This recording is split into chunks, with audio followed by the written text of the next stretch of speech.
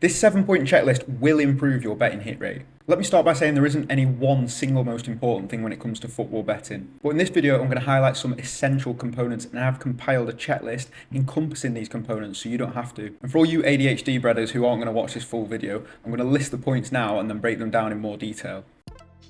So first things first, or number one on the checklist, is to make your initial pick intuitively. Trust your intuition. You've probably got years of football knowledge stored up. Number two is to try and disprove your own pick. So you use facts and data. This is the kind of research part. So you'd use a website like Numbers Game. The link is in the description below. Number three, consider the psychology of both teams. So does this competition matter more to one team than the other? Is it a dead rubber game? Is one team likely to rest players, etc.? Number four, surrounding fixtures. Has one of these teams played in the past couple of days? Have they got tired legs? Is there a game coming up midweek where they're worrying about it and the other team doesn't have to?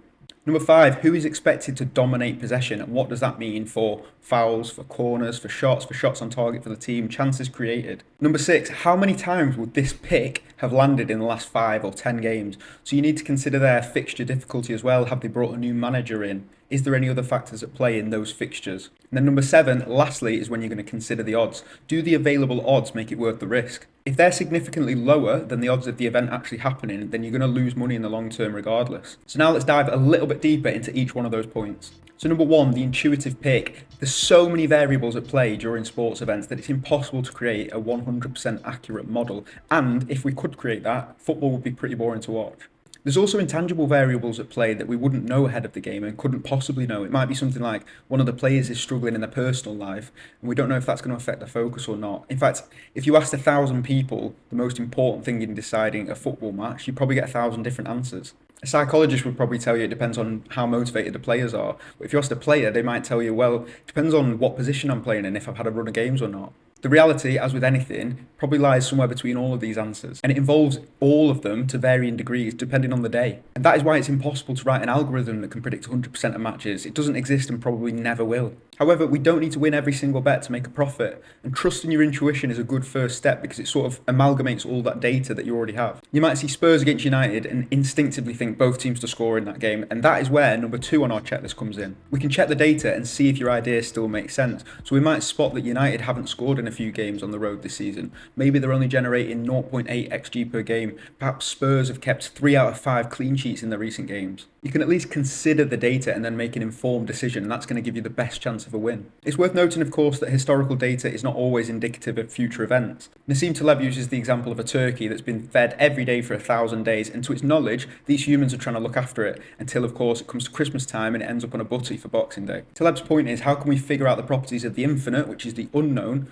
by using the finite, which is the known? We can only work with what we've got. So we've all heard the expression, control the controllables. It might sound like something your line manager says ahead of getting his ducks in a row and circling back round, but it actually gives us some value here. We know it's not 100% going to land, but it's about getting as much data and as much knowledge together as possible so we can give ourselves the best chance of a win and not get blindsided by something we could have avoided. So we've come up with what we think might happen, we've tried to disprove it, and so far our pick has survived the second round. Third on the checklist is the psychology of both teams. Now, I'm not a psychologist, I'm guessing you're not either, but I've seen enough football to know that when one team wants it more than the other, they normally come out on top. At the end of the day, it's 11 highly skilled top 1% of the 1% athletes versus 11 highly skilled top 1% of the 1% athletes. Anyone can win on their day, especially in the Premier League and Championship. If one team has something to play for or is prioritising another competition, that is absolutely enough to swing the result of a fixture. And these kind of things are easy to see in hindsight, but we're trying to get ahead of the game by considering them beforehand. And that also leads us to checklist item number 4, which is surrounding fixtures.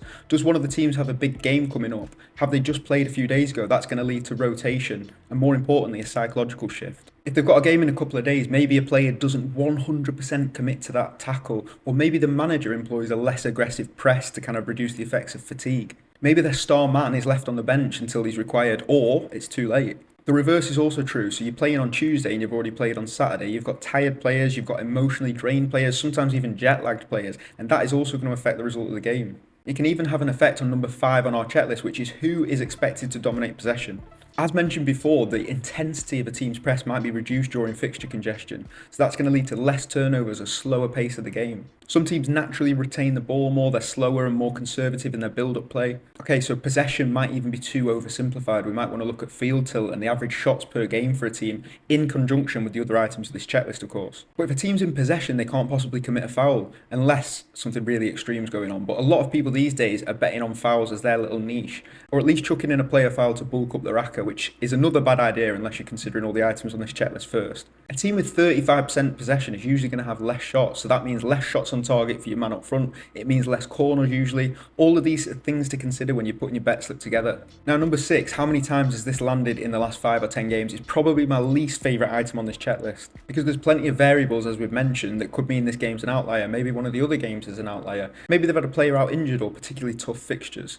And this is where artificial intelligence can help us out, because it can spot those trends and patterns that we can't. So I always like to check the last few games, but comparing it against an AI prediction like the one at Numbers game isn't a bad idea either. And by looking at the last 5 or 10 games, we can get a good idea of the team's psychology as well. Are they on a winning run? Have they just started to fall off in terms of their form? Have they got particular tendencies across these games? Because things change fast in football, and data across a full season could sometimes be misleading. So you've gone through all these 6 points, and only now should you be considering odds from the bookies. Far too often, people are too keen to bump up their odds because they might win more money. But you don't win more money, because a losing 10-1 bet wins less money than a winning evens bet. So the 7th point here is really about checking value. So Man City might be 1-10, but every 10 games that means they lose, and then you've lost all your profit. And that is how the bookies protect the margins. They shorten the odds so you can't possibly win in the long term. And that is why a numbers game gives you 2 sets of odds, because you're comparing the odds of the event actually happening against the odds you can get from the bookies. However, I did just create a short on how we accidentally created an upset prediction tool with that, so check that out on our channel as well. So in conclusion, am I expecting you to sit down with a pen, paper, spreadsheet, psychologist, whatever else you would need to carry out this checklist in its full capacity? No, of course not. And that is why we built our website, so that you can get all of this data, or as much as we could possibly gather, in one place, and you can access it on your phone. So it should only take a few minutes to do all this when you've got the right tools, and it's up to you whether you think it's worth investing that time to improve your hit rate. Remember, football betting should be about fun. If you want to go and dash a quid on a 50-1 ACCA, then be my guest. But if you're interested in this more calculated approach too, then get involved with us. Join the Discord, subscribe to our channel.